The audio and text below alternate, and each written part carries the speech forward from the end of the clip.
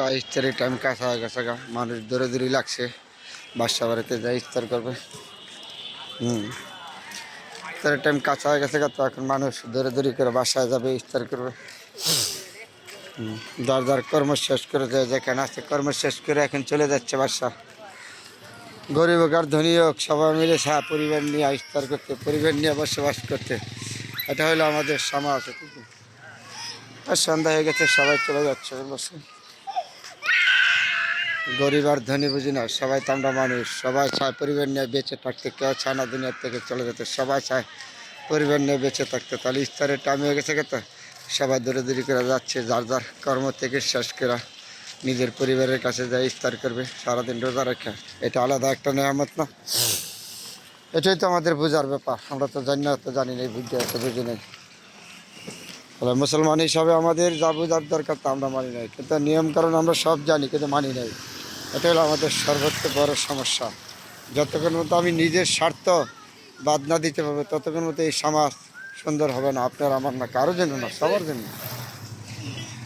সবার জন্য সমাজ সুন্দর করতে গেলে সবার সাথে মন মানসিকতা বজিয়ে রাখতে হবে, সুন্দর জিনিসগুলো সুন্দর করতে হবে।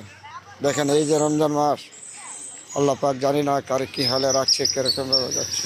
নিজেরও জানি এখন ইফতারির টাইম কাছা গেছে, মানুষগুলি ধরে ধরে করে চলে যাচ্ছে পরিবারের সাথে ইফতার করবো।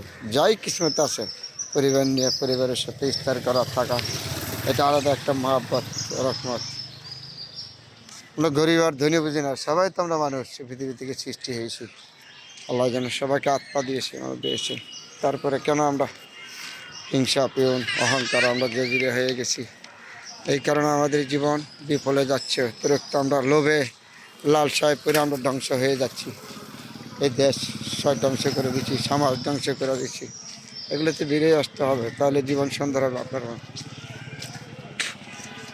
কত কষ্ট মানুষের দিন কাল যা বুঝছেন। এই যে রোজা রমজানের দিন, এখন ইফতারের টাইম কাছায় কাছে সবাই দৌড়াদৌড়ি করে চলে যাচ্ছে বাসা, যা ইফতার করবে। যাই কিছুতে আছে ডাল ভাত, গরিব আর ধনী বুঝি না, সবাই তো আমরা মানুষ, ছোট আত্মাওয়ালা না। বড়দের বড় আশা, ছোটদের ছোট আশা, এইভাবেই আমাদের জীবন। তো যাইতে হবে, তারপরে আমাদের কিছু করার নাই। মানুষ হিসেবে আসছি পৃথিবী থেকে আমরা সবাইকে সবাই শ্রদ্ধা করা, ভালোবাসা দেওয়া, এটা আপনার আমার দায়িত্ব। তবে মুসলমান হিসাবে আল্লাহ পাক রব্বুল আলামিন যেন আমাদের সবাইকে বুঝার তৌফিক দান করে। এই মাহ রমজান উপলক্ষে আল্লাহ তুমি সবার উপর রহমত নাজিল করো, হাদায়াত করো।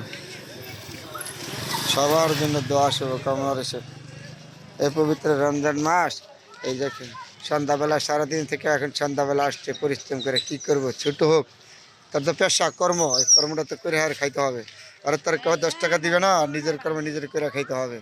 তারপরে দেখো কষ্ট করে এই যে থাকে, রাইতে 10টা পর্যন্ত থাকে এখানে ইফতার কি করবে বাসায়, তার মনে ছানা পরিবার ইফতার করতে ধরিব, তারা তো কাটতে আসে কেন, একটু রিজিকের জন্য। এখান থেকে একটু ইনকাম করবে, পরিবার নিয়ে সুখে চলবে, এটা হলো সর্বোচ্চ বড় কথা।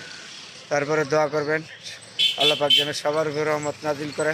আল্লাহ তুমি ভালো মন্দ তুমি দেখার মালিক, তুমি সকলের উপর রহমত নাজিল করে, হেদায়েত করো। আমিন আমিন।